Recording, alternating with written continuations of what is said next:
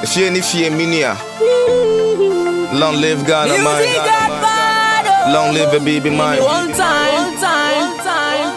So come go to Jenny Mumpire. So come from we are fire. Oh, maybe I ever do you.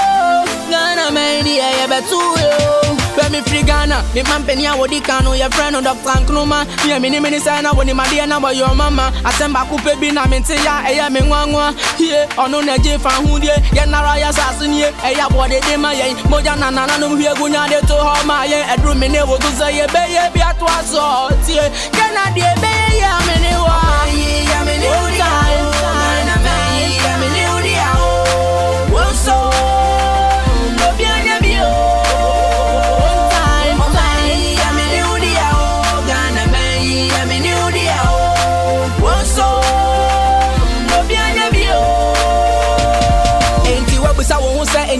on one Diana and I'm possessed same way Obiana war and then Jana and the emphasis kind of suffering from them afraid I come now and to Jomon come for you say a kind of no there be and so did video some you know did Ghana City Obia baby and now to any greedy I better janka bitty baby and I will go to Korea and go be named India when I was so young. When they won't see my back when the players and could take and so woke up parliament I and I say I want to make come to my power and for Jankan Koya Bawana say Master Bibi a woman from Goshabon some tower and yes and I could tip power when I could try a bank hour when me and Sasa and your banner your casa me yeah don't in power yes muntie Ghana man you pana area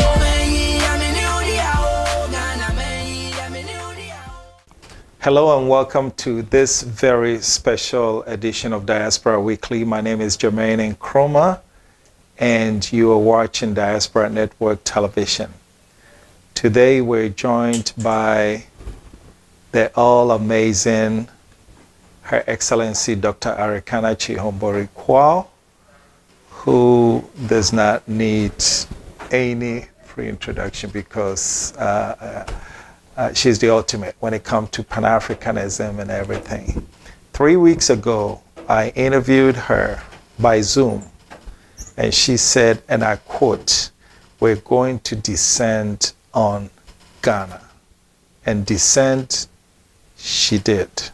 So ladies and gentlemen, please help me welcome Her Excellency Dr. Arikana Chihombori-Kwao. Thank welcome, you, my sister. Thank you for having me. You're still alive. I'm still alive. This has been a whirlwind. I mean, whirlwind doesn't even begin to describe it. And the numerous events, each of them hugely significant, people are crying. Give us a sense of what it's like because you're leaving tonight. Yes, I am. Okay. What's it been like? Well, beyond my expectations. Wow. It's been an amazing trip. I think sometimes it's good to be naive. Mm-hmm. It's only in retrospect and looking back at what we've managed to accomplish and think, oh my God, we actually did this. If I had actually had a full appreciation for the monstrosity of what we were doing, mm-hmm. I may have been afraid. Exactly. But looking back, it's like, oh my God, and everything went on so well, as if we were experienced at doing it and we had rehearsed at doing it. Yes. It was just amazing, just beyond anybody's expectations. You know what? I have to take you from the beginning. I mean, we're going to go through these specific events. And in my lifetime, I don't think I've ever seen a situation when one event is so moving, and then you think, just before you catch your breath, another one, then another one, then another one for an entire week. I know. One of the preparatory meetings my team had with some people from the Diaspora Affairs Office at the President's Office, and their question to them was, how are you going to keep people entertained for a whole week in Cape Coast? There's nothing to do in Cape Coast. Oh my God, we ran out of time. Of course. We ran out of time. We needed at least 2 weeks. 2 weeks. To accomplish what we accomplished in 7 days. Yeah. Yeah, absolutely. How did you, okay, so setting off, I mean, my mind goes to going on a trip with a group, a student group or whatever, and the logistical challenges that come with it. These are over 200 adults, all professionals. Yes. I'm sure there are ego situations. How did you even begin to put it all together? We never had any of that. I think what it is because the spirit of ADDI.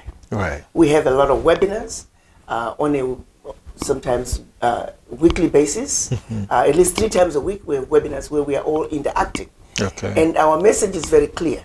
We are all talking about the attitude change. Okay. We are all asking members to come to the table with what can I do, not what is wrong. Right. Because that's the tendency for what we do. We are constantly poking holes and throwing holes at things. We remind every member of ADDI, we are building this beautiful mansion on the hill. It's going to take everybody doing their part. Yeah. So don't come to the table with what is wrong. Yeah. But rather, if there's something wrong, you should come with a solution. Either I can plug that hole or I know somebody who can. Exactly. So I think we do that much educating of each other, and we're constantly encouraging everybody to self-analyze. But more importantly, when you come to ADDI, your attitude should be, what can I do? Yeah, that's actually an interesting way to look at it, because you are here to build. Yes. If it's already built, then you don't need to, be here. If it's perfect, you don't need to be here. Exactly. Right. So the attitude, I think, was really what we succeeded at, cultivating the right attitude. Okay. So you know what's going to happen when we do our debriefing? We're going to come up with a team of people. Anything that you felt was not quite right, how do we do it better next time? Exactly. But it's about that spirit. I think it was really the spirit more than anything else. Right. That the spirit that said we can, the spirit that says, what can I do? Yes. And the group that you brought was a broad mix of African-born and foreign-born, all with of African descent. But like you said, we are always looking for the perfect situation before we can come. When we were leaving Africa to go wherever we live now, we didn't know enough about those people, those places, to even ascertain whether those were perfect situations. Absolutely. But we took that chance. Yes. I mean, in my case, I landed in America with $20 in my pocket. You were doing good. Without anywhere I was going to put my head. But I took that chance. My $20 was taken. Oh, by yeah, taxi driver. You told me about it. You told me about it. You said you wanted change, and he said, what change? What change? Exactly. Wow. Yeah. Okay, but this is great. And so what was it like when you guys got on the plane and you arrived in Accra? What was it like? Well, for me, Accra is home. Okay. So I was more in the execution mode. Okay. What needs to be done? What, is everything in place? So that was my mindset. Okay. But for most people, it has just been nothing like they had expected. I would say a good 90% of the people we brought had never been to Africa before. Particularly impressed by the elderly who attended. Okay. We had, at a minimum, a dozen who were over 75. Look at that. Amazing. And they felt that they needed to go. Yeah. And if they needed to go, this environment of ADDI was the most comfortable that they had ever had. And for some reason, they felt secure coming through ADDI. Don't know how we did it. Yeah. But we also had quite a few families who came, husband, wife, and children. Right. Quite a few teenagers. So that was really good for me to see the children. I mean, what I found different, and when I was with you guys at Cape Coast, I looked at mannerisms, body language, and everything. Most of the time when diasporans come to Africa, a good portion of a trip is, hey, pilgrimage, having a good time, taking pictures. Your team did not have much of that. It was almost like work. Yes. They were focused on what is the outcome out of this. Yeah. We need investment. We need partners. So we have many who found partners. Right. I'm talking vendors. Yes. We picked those up. We were in one of our morning sessions, like we did for the trade fair. And one guy got up and says, we're here talking to each other. where are the street vendors? And everybody was quiet. Wow. They need to be here too. Yeah. They are our next Amazon. Right. He said, look out there. That is our Amazon out there. That's right. Where are they? Why aren't they here? Wow. And so when we left that session, we said, everybody go out there, find a partner in those vendors. So one of the outcomes that's going to come out of it is we collected every single vendor that was out there on the streets attending the trade fair. We have their business card. Wow. Yes, and we're going to mobilize them. Right. We are going to organize all the stores that sell Pan-African products, and we are going to see if we can create our own Amazon out of that. Look at that. Because we need their products. And what I can say is, I am so impressed at the quality of workmanship. The workmanship used to be pretty bad, but every year it's getting better. Absolutely. And better. Like I like to say, it's getting gooder and gooder. You know? It's getting gooder and gooder. The quality is amazing. Yeah. I mean, I can put any of those products in any high-end store. So we agreed. Yeah. Let's pull them together. Once a month, or as often as we need to, we get a 40-foot container. Right. We get our own distribution center. We get all the stores to get the products for much less. Yeah. Because we are saving on shipping cost. You know what's interesting about what you just said? Many a times when we Africans want to do business, we feel authenticated when we're doing business with others. Yes. Oh, that's big business. Yes. Yes. But you are looking at our own is big enough. Or Much it can bigger. be big enough depending on how we handle it. It's already big. We just don't realize it. Yeah. It's how we are the richest people on earth. Right. But somehow we don't appreciate. Yeah. Because we don't give value to what we own. That's it. And that's what ADDI is preaching to say, stop. Okay. The grass is really not that greener out On the there. other side. Okay. The grass is green right here. Yes. And that's why everybody is coming to your Africa. Because the grass is the greenest in Africa. In Africa. And so it's really more of what we are preaching with ADDI to say, stop. Wow. You know, every project with the exception of the hospital that we are starting is under 500,000. Look at that. And we're going to turn it into multi-billion. You don't need to start with big billions.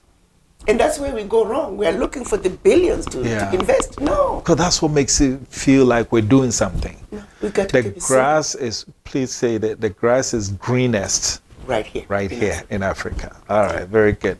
Your local handlers, you gave them at the inaugural dinner, you gave them a good recognition. Yes. Tell me about what kind of work they did. Every single one of us is a volunteer.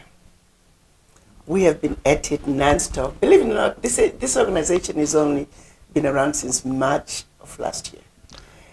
And March of last year. I know. In a pandemic. In a pandemic. Wow. Again, give me lemons and I'll make lemonade. Yeah. So they gave us the pandemic and we just flipped it and we used it to mobilize. Okay. We just became more creative and thinking outside the box. So if you look, for example, one of my favorite projects, which I'm hoping we can get it going, hit the road running, is poultry farming. And if you think about it, chickens is a multi-billion-dollar business in Africa. You know, since you said that on my show, every time I'm eating chicken, I think about you. You know, it's a multi-billion-dollar business. Yes. Billions of dollars are leaving Africa every year Yeah. for chickens. A staple. Chicken and rice. If we can just grow rice and raise chickens, We'll be fine. multi-trillion, the two combined is trillion-dollar business. I know. We can make millionaires out of black people Yeah. by just those two. Yeah. Then add something like tomatoes and onions and just the ultimate African dinner plate. That's what we have, the agricultural team has come up with. Okay. The ultimate African dinner plate. If we can grow everything on that ultimate dinner plate, Okay. you're talking trillions of dollars. And so what segment? I know you have health, you have IT, you have agriculture, Education, education, manufacturing. manufacturing. Okay. Are these the 5 pillars? 5 pillars, plus of course Of some of them. housing Okay. and then resort, hospitality through our resort. Okay. And the chiefs and traditional area leaders playing a huge role. I saw them very prominently on this trip. Yes, very much so. Why so? Because that's where it all began. Okay. And that's where the riches are. Those are the real owners of the land. And that's where the stability is. Yes. Politicians come and go. 3 years from now, this government is... Yes. President Nanato is not going to run again. Right. You know, so there's going to be a whole new group of people. Right. So stability and consistency is with the chiefs and the kings. That's where you... And that's where the people are. See, ADDI is about the people. Yeah. It's about really saying we have run away from where it really matters, which is in the rural communities, which is where the people are. You empower the rural communities, you can completely turn around the economy. And the first, one of the first events where your team members were given Honorary Goth, you had tears all over the place. People were crying. Why was it so important? I asked one, for you and I were born on the continent, but it meant a lot to our brothers and sisters who came with you. Why do you think it touched them? At every aspect, at every level, you start with the naming ceremony. Just giving them an African name. Yes. It took me up until maybe 15 years ago to even realize that there are generations of people who were born and raised on this earth and do not know where they come from. It just never occurred to me to say, where do I come from? Yeah. And so ever since then, it's been a very painful thing for me. And so having the opportunity to bring some here so they can be given names that identifies them as being African, that is huge. Then also have the opportunity to talk to some of the kings and have them honored and be made queen mothers and chiefs. Oh, wow. Yeah, we had 7 of them. Interesting. Queen mothers and do chiefs. they still come with land? Well, they are part of that kingdom. They were assigned to 3 different kingdoms. Okay. And so, yes, they're going to be working with the chiefs, the kings, who are ready to give them land and to develop. Land is not an issue in Africa. Right. And so, and the people who were nominated for this honor are people of means, are people who are able to engage the local community and bring development. Okay. You chose Cape Coast. Cape Coast What's chose the me. okay. that takes care of that, because how did Cape Coast choose you? I have no idea. All I can tell you is our initial Wakanda One Center of Excellence was supposed to be along the Victoria Falls. Okay, yeah, you mentioned side that. Of Zimbabwe and yeah, you Zambia. mentioned that. But then I get a call and a visit from the Assemble Kingdom. And they invited us, offered us 5,000 acres plus more. Wow, 5,000 acres, that's a lot of land. It's a lot of land. In fact, the neighboring kingdom has offered us 30,000. Wow. Yeah. So you're going to rebuild the entire central region? That's the plan. The beauty of what people don't understand, there are so many of us in the diaspora that we could spread ourselves throughout the continent and start various projects, because there are so many of us. Yeah. Right now I'm talking to a group of over 100,000 Kenyans alone. Kenyans alone. Wow. They've already gotten their land in Malindi, and they are looking to also have a similar situation like we have in Cape Coast.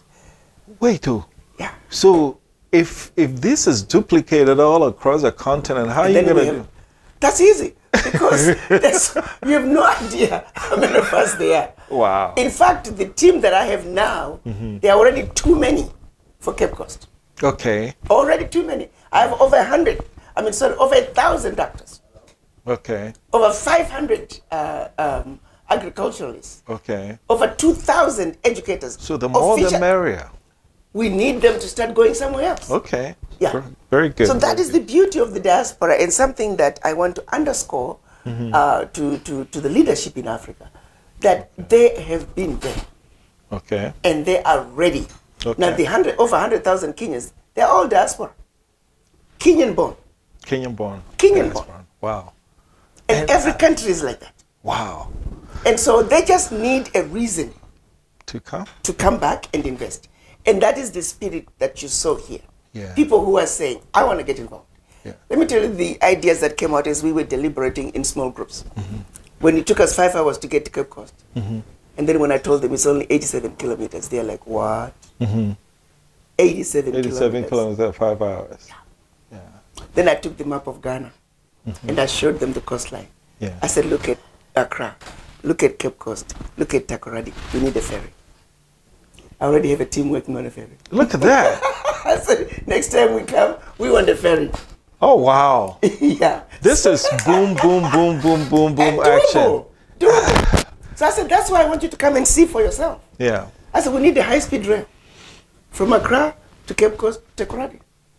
And then we need first-class when you talk about these things, it's very easy for people to look at it like, oh, this is a dream. We've heard this before. But it's a highway.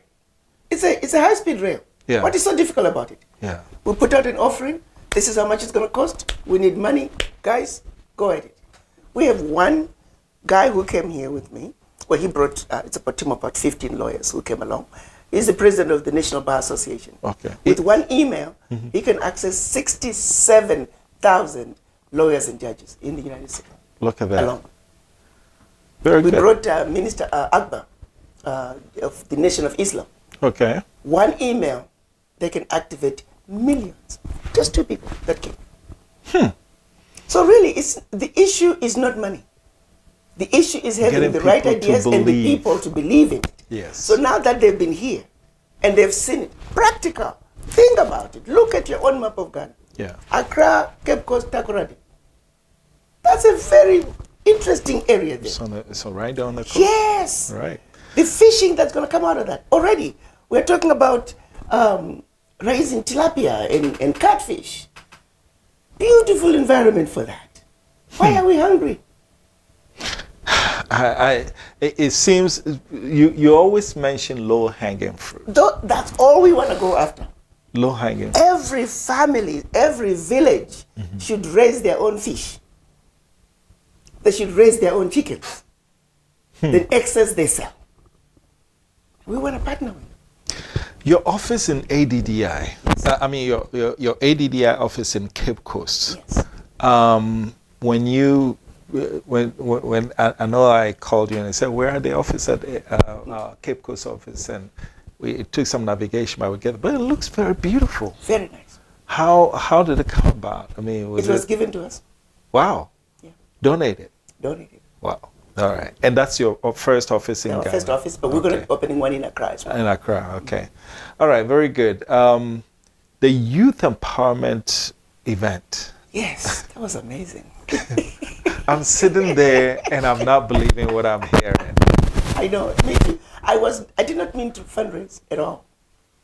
I was just going to do my usual speaking. Right. And just before I noticed that. I noticed that. Okay, so PLO spoke. Right. And then they gave you the microphone. And everyone is like, okay, strap on your seatbelt. And then what happened? I shared the story. You raised $63,000. Yeah, $63,000. Dollars, not cedis. US dollars. In how many minutes? 35 35 minutes. Yeah. Wow. And if it wasn't like, if we hadn't ended, people were still lining up and everything. Yeah.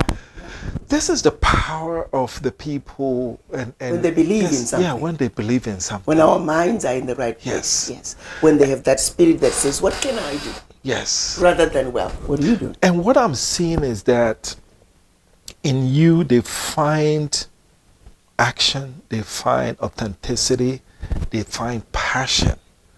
And so it's easy for people to just, okay, Arikana, what do you need me to do? Just say it, and then boom, it's done. Exactly what so why is it that you're able to galvanize so easily, but governments on this continent seem to be having a hard time galvanizing? I think I don't ask them to do anything that I don't do.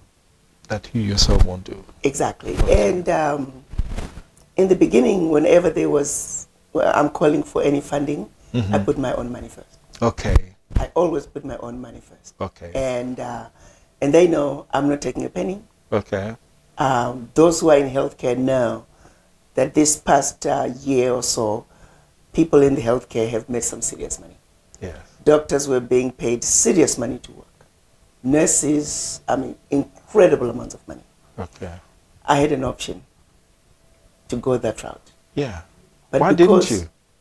Because I chose to seize the moment, the COVID environment.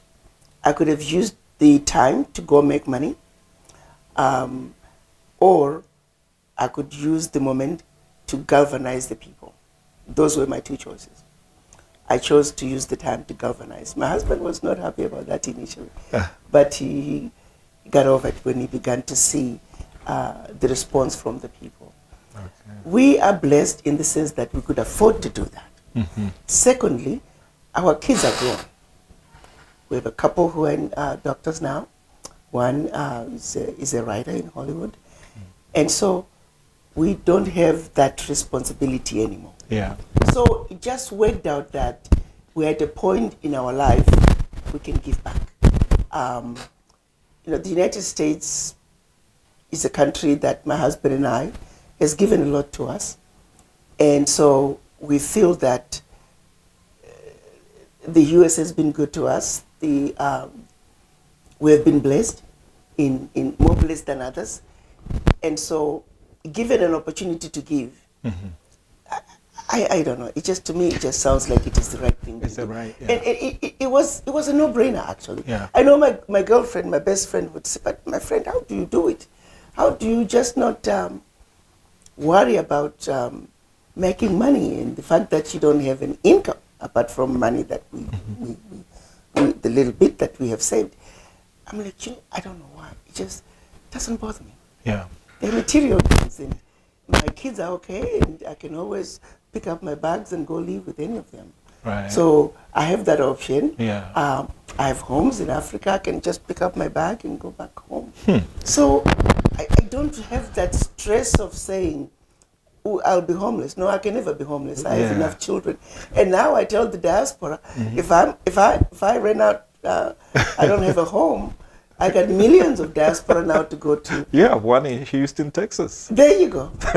So you know, in Ghana. So I have so many diaspora that will take me in. That's right. So That's right. I'm okay. I'm okay. So because of that, I think I really go above and beyond to give, and I think they see that. Yeah.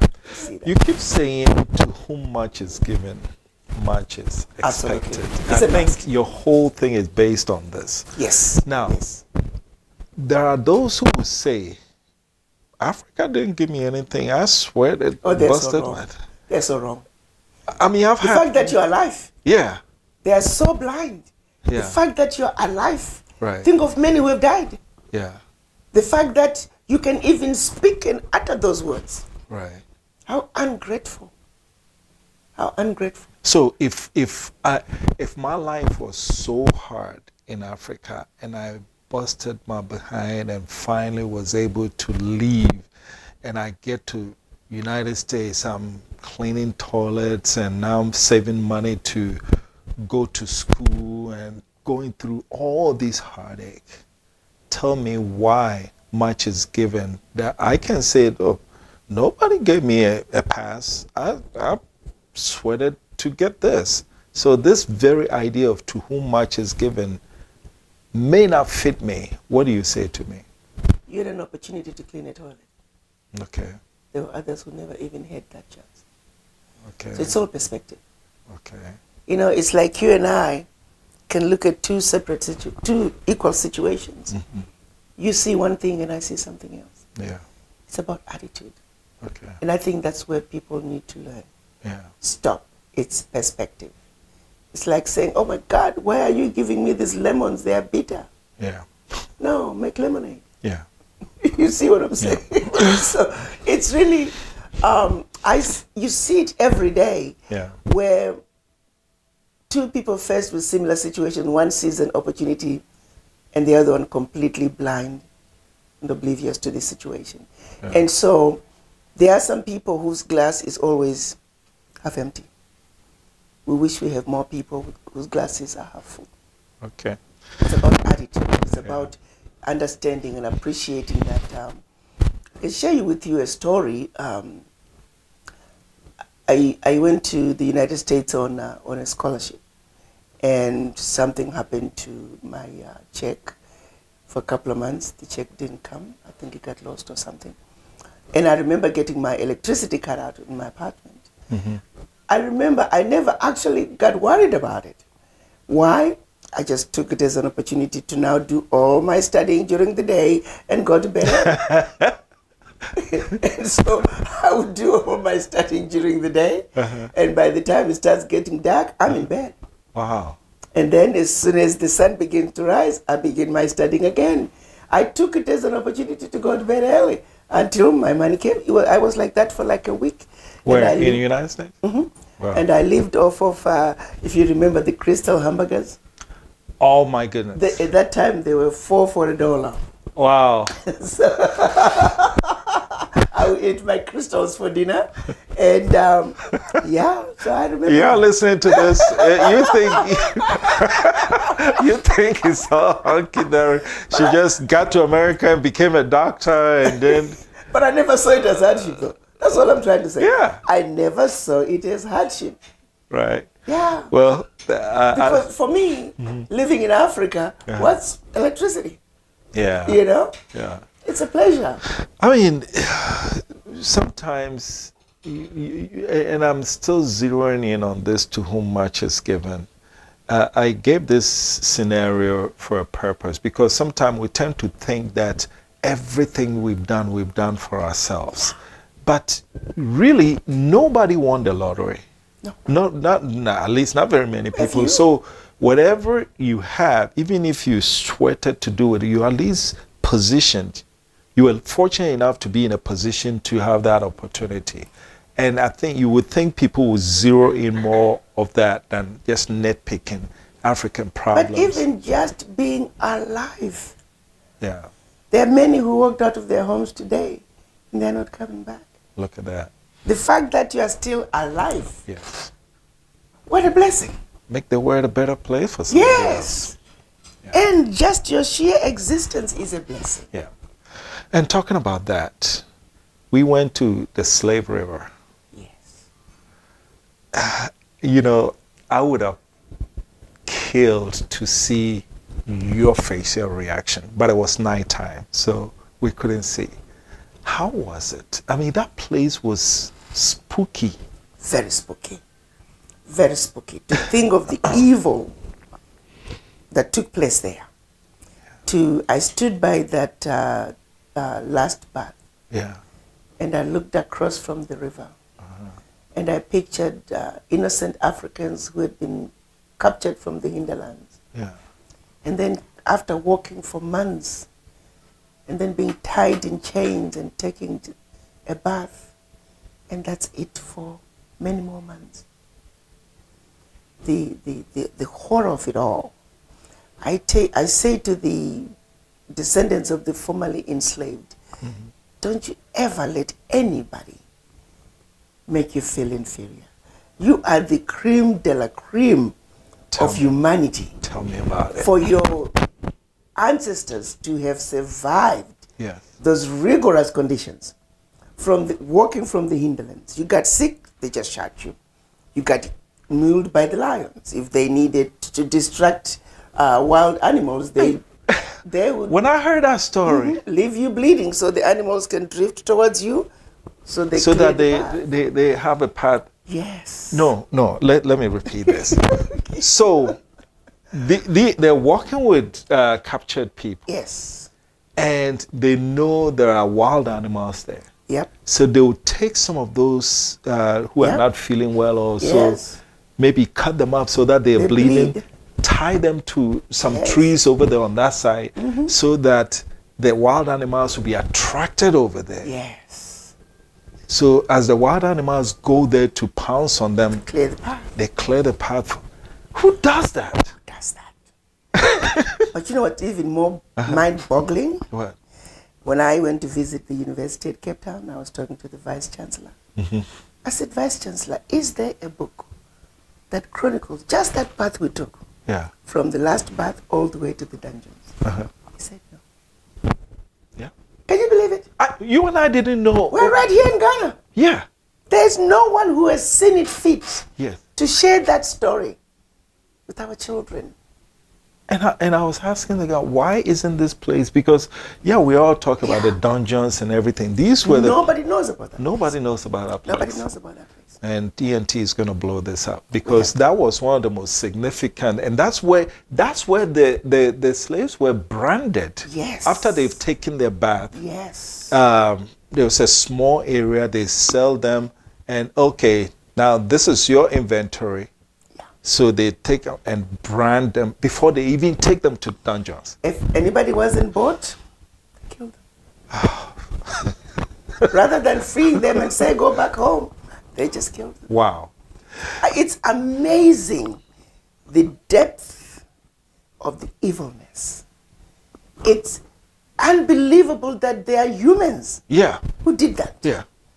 And what's killing me now, sometimes I look back and say, well, history, who knows the environment? But if you're a people and you've done such cruelty to another group of people, today in 2020, 2021, naturally you will feel a certain sense of remorse. Let me tell you something that I've learned as a medical doctor. As humanity, we are wired differently. There's some people who are just wired to be evil. Plain and simple. And there is no other way to explain it. How they don't see anything wrong with the suffering of one human being.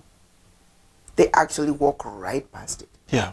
So you'll find that even when you look at slavery, there was a percentage of slavers who did not want slavery to end.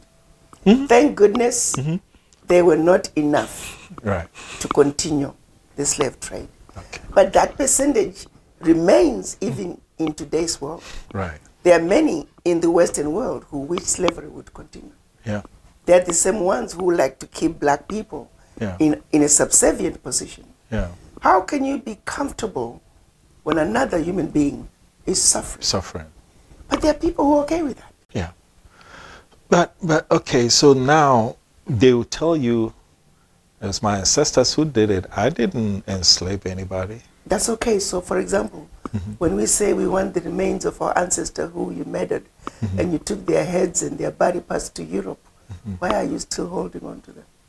You are the leader. Yeah. You are the lawmakers. Why aren't you agreeing that this is egregious? That this barbaric behavior must be put to an end, and these human beings must be put to proper rest instead of sitting in jars in European basements across Europe. Yeah. And why aren't you even doing more to atone for what was done in the past? Yeah. I was watching a program. It was some Frenchman. He was being asked about the artifacts that were stolen from Africa. He said, oh yeah, we know we took them from Africa. We stole them from Africa. But we're not giving them back.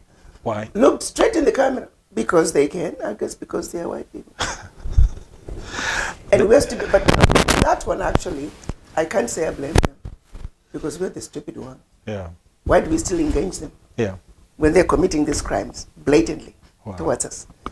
Why can't we say we are not engaging Europe until all these blatant wrongs are righted? That's what most normal people would do. Yeah. Only us Africans. But we think we still need them more than they do us. God damn it, no. Pardon my language. Hell to the no. Why not? Why do we need them? They need us. What is it that they Who needs each other more? They need us. More. No. Why don't we get it? Us. Why don't we get it? They brainwashed us so deeply that the self-hate in a black person is probably the most risk to peace and security in Africa today. And an African that's suffering from the legacy of colonization is the most dangerous thing for Africa today. Because it's like it's with you. Yeah. You are the problem. So wherever you go, you are the problem. It takes me back to my first interview with you in Dallas. You said something. You said, we're sick, but we don't know we're sick. Yeah, that's right. So how do you go to the doctor? It's like you just jumped into a pool of poop. Yeah. You just stink. Yeah. No matter where you go. Oh, yeah, I've got Who is thinking? I've got my You're looking Ferrari, around. I've got my It's Mercedes. Yeah. Who is Arikana to tell me I'm sick? Look at me. I've got a degree. I've got a Mercedes. I live in a nice house. They are What the are you worst talking ones. about? Sometimes I was on a podium with a professor of law, a continental African professor of law, and then a couple other people who were non-Africans. I was addressing a large group of graduate students in the US. And I spoke about the Berlin Conference, and I spoke about the Pact for the Continuation of Colonization. I went through details because these were students who had specifically requested that subject matter. And when I was done, the other two got on it, and they picked up on the tone that I had set, so they started also talking along those lines. He had already spoken before me. After the program, he comes to me and he says, I was still the AU ambassador then. He says, so ambassador, is this Pact for the Continuation and Colonization and Berlin Conference, is that a policy of the African Union?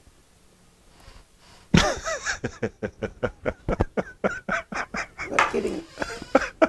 A professor of law at a prominent university in the United States, an African. Is this a policy of the AU? Well, I mean, what can I say? What can I say? And talk about the 500 billion. You talk about that a lot. A friend of mine asked me, he said, I've been scratching my head to try and figure out the maths. How did she get to 500 billion? If you look at the amount of monies that each African country, 14 countries, their bank reserves collectively. Okay. It's a minimum of 500 billion. And that's the Francophone African countries Francophone mostly. African countries. Okay. Right now, they're giving up around 55 to 60% of their bank reserves. Based on when you started calling out France, they've made some overtures. Are they on paper? It was just words. It was just words. Yeah, in March or May of last year, the French Parliament, in response to outrage from their own people, because even their own people did not know. And then, of course, the African youth and the world in general, they felt that the optics was no longer good. And they've, the anti-French sentiment, even as we speak, is at its highest, because people now know what France is doing to Africa. And so, as a way of palliating the situation, they ratified this law, stopping the African countries from sending their bank reserves to France.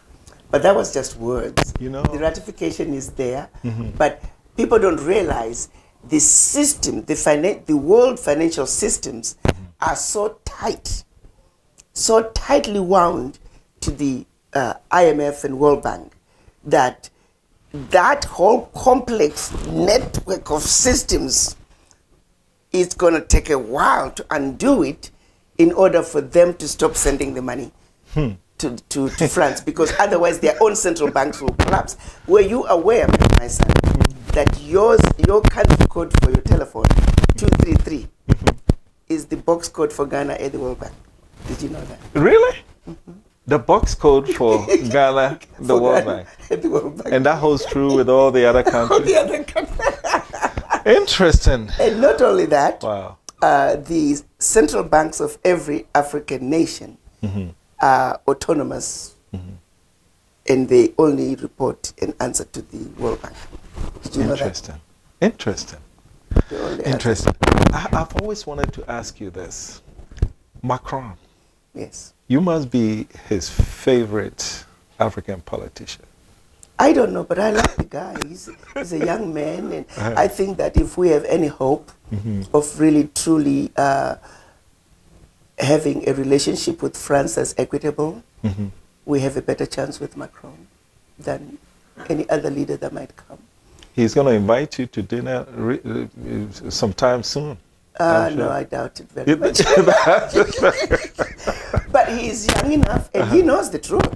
Yeah. And I think if he had his way, honestly speaking, if he had his way, I think Macron would make some serious changes. It's just that his hands are tied. Yeah. And he also faces the reality that France is a very poor nation. So you think at the core, the person... at the core, for sure. You think he wants to do the right thing? For sure. I have no doubt in my mind, at the core, Macron would like to do the right thing. He's a young man who knows the truth. I don't think he wants himself embroiled with all this nonsense, but the reality is he has a country to protect, a poor country that has nothing, a country that's depending on Africa. So he has to look at analyze the whole situation. But I still think if we have any hope of improving and having better relations with France, it's through Macron. It's through Macron. Let me take you back to Cape Coast. The candlelight vigil at the Cape Coast dungeon. I thought it was one of the most powerful scenes I've seen in... Even Rabbi Cohen, he said he had never seen this many people. It's been about 500 people or more? It was a lot of people. And you know what? The breeze was putting out the candlelight, and people were kept on lighting. Oh my God. Listen, the camaraderie. Yes. You have strangers who walk up to you and offer light because the light must stay on. The light must stay on. What we need now is light. Wow. Let's go on a quick break. We'll be right back. This is Diaspora Weekly. We'll be right back.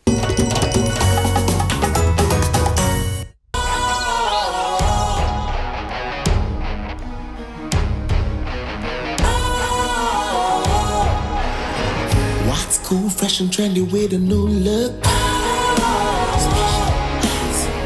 Makes you feel real good, that refreshing vibe.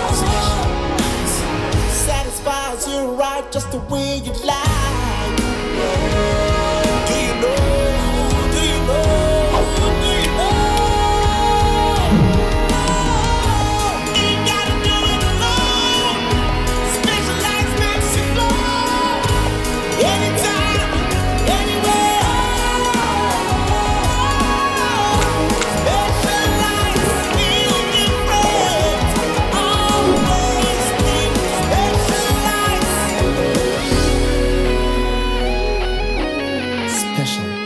Natural mineral water. Feel different. Think special. This advertisement has been vetted and approved by the FDA.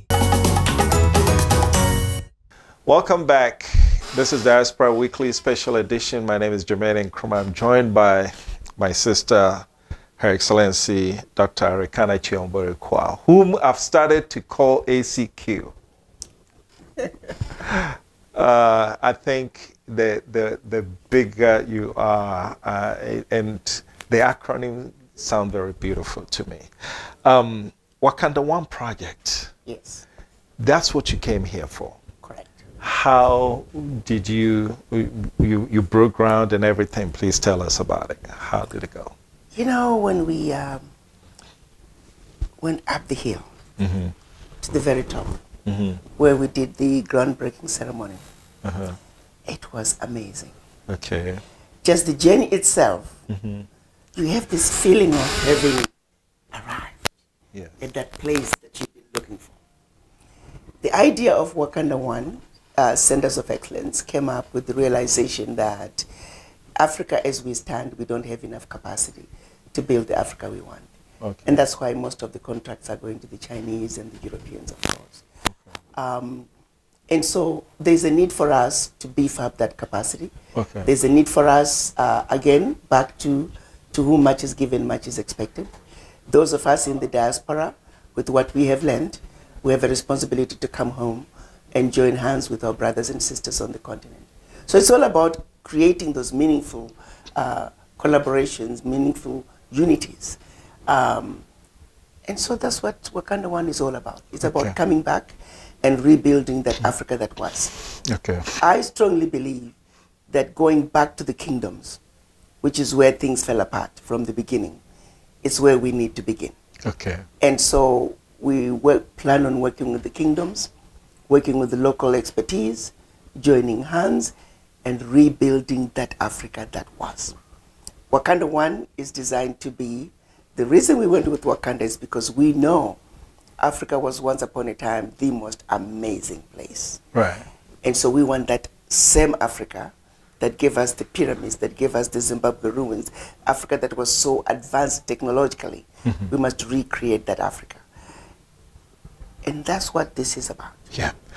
And I know that the African diaspora, which is about 210 million worldwide. No, it's more than that. More than that. But I mean, how can you, Brazil alone is over 200 million. Yeah, but of African descent. Yes. Okay. Yes. Okay. Now, whatever. US is about 50 million. 50, over. Caribbean is around 45. South America is over 200 million. So right there, you're looking at over 300 million. And not to mention by Europe, Before Asia, Europe. right. Yeah. These people respond to you much more positively than they respond to their respective governments or even to the African Union. Right. So you can get more done through the African diaspora on the continent of Africa than the government, the established government. What should they be? In other words, would ADDI work parallelly or with the governments? Because how is that even? What is the roadmap? What Africa needs is a strong private sector. Okay. And that's what's missing. Okay. And so governments are there to open doors and facilitate, but private sector needs to stand alone. So ADDI is zeroed in on the private sector. Private sector. Okay. Through and through private sector. Okay. I don't need the government to help me start a chicken farm. Okay. I don't need the government to help me start growing rice. I need them to pave the way. Yeah. I need them to clean the path for me to be able to move the rice from Ghana to Togo.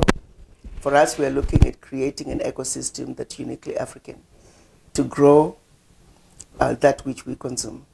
But the reality is we as a people, we're notorious for throwing impediments where we should be clearing the path.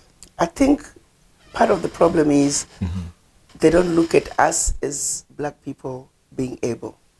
So we have to change that mentality. I was looking at the AGOA document when I first got to Washington. 18 years of AGOA, there was not a single mention of diaspora. Look at this. 18 years of AGOA, there was not a mention of the African diaspora. So when I mentioned it at one of the meetings, and I said, ministers, are you aware there are over 50 million black people in this country? There was like, there was a gasp. They just never thought of that demographic. Yeah. Because when they think of going to the United States, they think of billionaire companies, the multinational companies. Those are the ones that are do-for mentality. Yes. The do-for mentality. Oh, wait. Yeah. Because there's we caught a clip of former Deputy AU Commission Chair, His Excellency Kwesi Kwartey. He mentioned where at an AGOA meeting, the then Trade Minister, the Trade Secretary of the United States, like, this AFCTA is not going to work. We're not going to support it.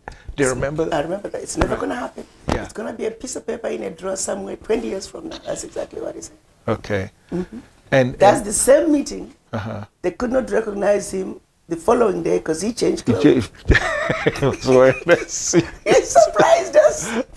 They knew him when he was wearing a dashiki. When he changed his dashiki, that's they so didn't know funny. who he was. But I think you're onto something. The African, and that's why this ADDI initiative is so key. Because if you think, if you're an African diaspora somewhere, and maybe you're not happy with how things are run, but now you have a credible opportunity to come in to make sure that if you put money here, it's going to go right down in a private sector. You're going to be managing it yourself. You put your money in there, you manage it. If you lose it, then you and your brothers are are not managing it well. Nobody's managing it for you. Wow. So the agricultural team, they are running agriculture. Okay. So if you fall, then it's you can't blame anybody. Yeah. Nobody's sitting here trying to blame the government because we lost money. No, you are managing it yourself. Wow. Okay. So now we wrapped up. Tonight you get on a plane. Yes. And Ghana was so proud to have you. Thank you. Where next? The next time you fly into the continent? Yes, next time we fly into the continent, we're going to have different sectors are going to come back. Okay. Agriculture, the director for agriculture, she has already told me, Ambassador, I'm ready to move to Cape Coast to get this going. Wow. So there are going to be some serious changes taking place. Okay. Healthcare, we're going to be coming back. We have a big container of supplies, medical supplies. It's got over $300,000 worth of supplies coming to Cape Coast Hospital. The books are already here. Yeah. We have a container of books to the high schools and Okay. universities in the local community. So we have a lot of activities that are going to start happening. We're getting a home Okay. for a lot of our leadership to start coming and doing work on the ground. Our engineers are still in Cape Coast. They stayed behind to work on whatever they need. Talking about the books, you're going to send 5,000 Africans to Qatar for the World Cup with Kozua.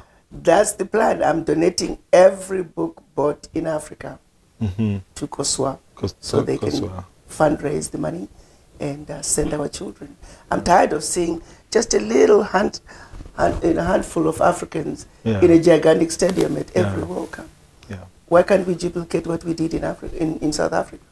We can do that. And what do viewers need to do to help that cause? Well, download the book through K1 More. Okay. Download the book. That's how you support Kosua, and that's how we can send our children to Qatar. Okay. I don't want a penny of it. Every bit of it is going towards our children. Okay, very good. And I know in your speeches you say, ask not, you quote the famous Kennedy quote, ask not what Africa is doing for you, what are you doing for Africa? Correct. What can DNT do to help Continue this cause? to remind the people we are building a house. What role are you playing? Don't come in and start throwing rocks at this house that others are building. If you are not ready to participate in the building of a better Africa, step aside. Don't destroy. Okay. Let those who are ready to do it continue. Very good. And with that, I want to say thank you so much for what you do for Africa. You have something new going. The people, I looked at people in the eye and I saw you've lit a fire. All we ask is continue to blaze a trail. Africa needs, Mr. Sam Jonah, yes. He said something and it's got me thinking. He said, throughout our history, when it matters most, it was a sister that stepped up to the plate. What is your position now? And I know you're modest by nature, but sometimes do you even realize the magnitude of what you're doing? No, that's actually the honest truth. I just see myself as a mother who's faced with situations, and you do what you must do. Nobody teaches you how to be a mother, but you get that instinct. If something is not right, you rise up to the occasion and you deal with it. And so, starting with when I was at the AU, I was given a platform. Either I could have gone to Washington and drank tea and coffee and be wined and dined and live happily ever after, or I roll my sleeve and work. I'm a medical doctor. Either I went back to Tennessee and practiced medicine, or if I'm going to stay in Washington, I better get something done. I had a mandate to deliver, and I chose to deliver on my mandate, and that's what I did. And that meant speaking up, that meant educating the diaspora. I made my own diagnosis. That lack of knowledge and understanding of what was happening in Africa is what was keeping the children of Africa from going home. We were being fed doses, big doses of nothing but rubbish, lies. And I needed to undo that. And that's why I went out and started speaking the truth. Because once people began to understand, they are like, what? Exactly. We have been lied to for all this long? And that's all they needed.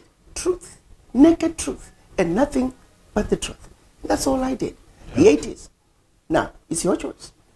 Are you going to sit here and live disrespected in a world that's full of racism, bigotry, and hate, when you are the mothers and fathers of humanity, when you are the inheritors of one of the richest continent on earth?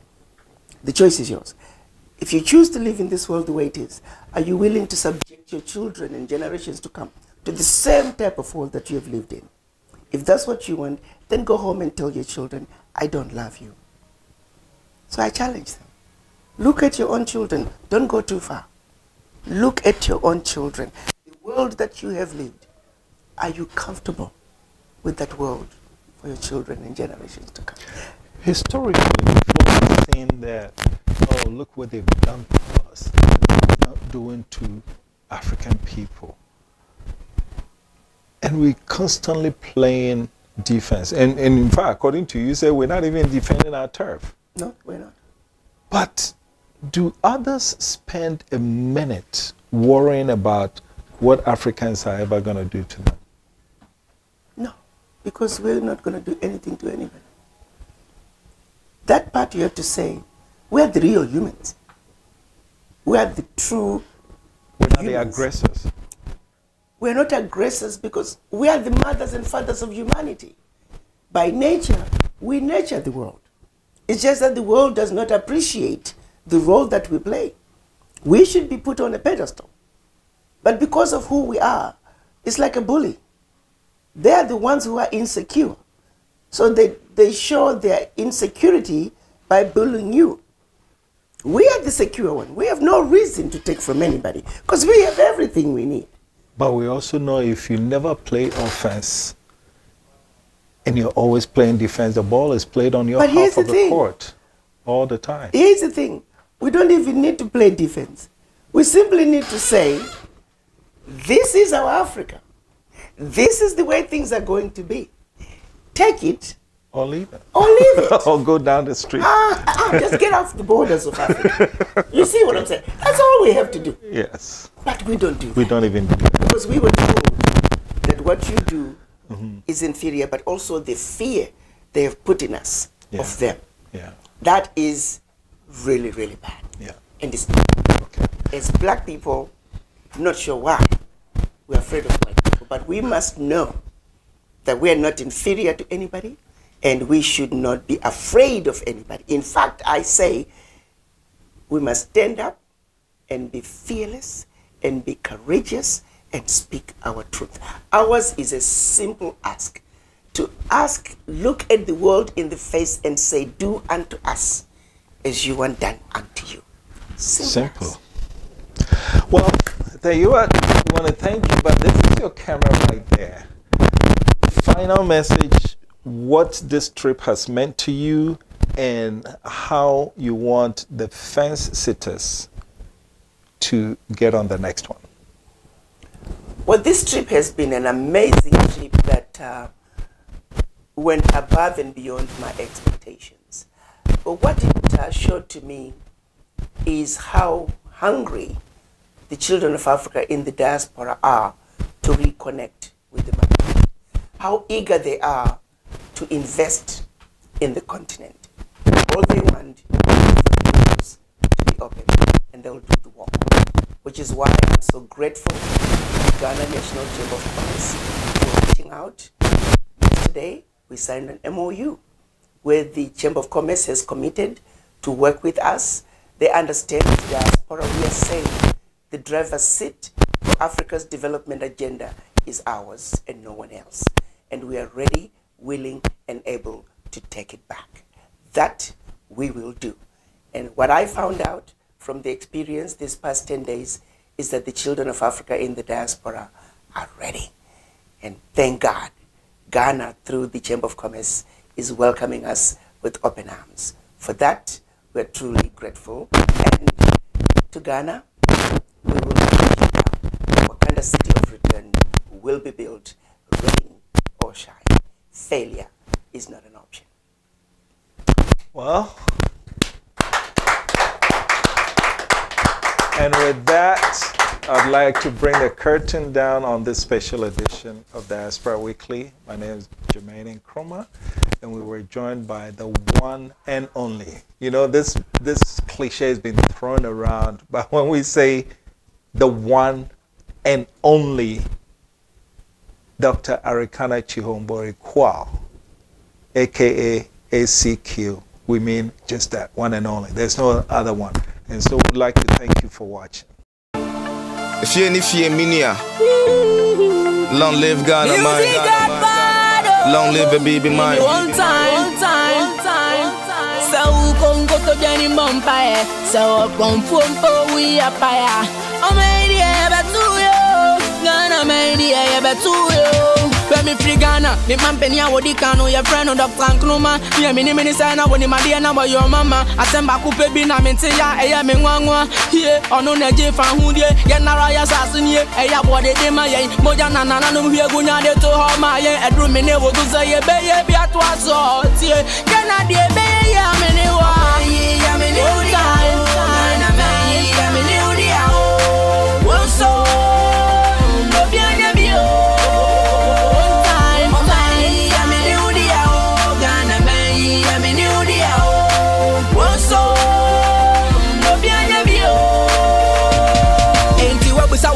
Jankai on one Diana and I'm possessed same ray obiana and then Jana into young physical tons of from Nemo Frayina come Nayan to Jomon Campo Yan say a kind of no debi and so we did video some you know the Ghana city obia baby and now to any greedy I bet Janka BT baby and I will go to Kuibia and Kobini Media will never want to was so yeah. Rene Sima Baku and the Priatos and Uncle and dance so woke up Parliament Takonako and I was say Mundu to become a power man for Jankan Koya Bawana as a master BB a woman Pango Shabon some tower and yes na koti power when one go try a bank our really mean answer and ya bana ya kasakwa me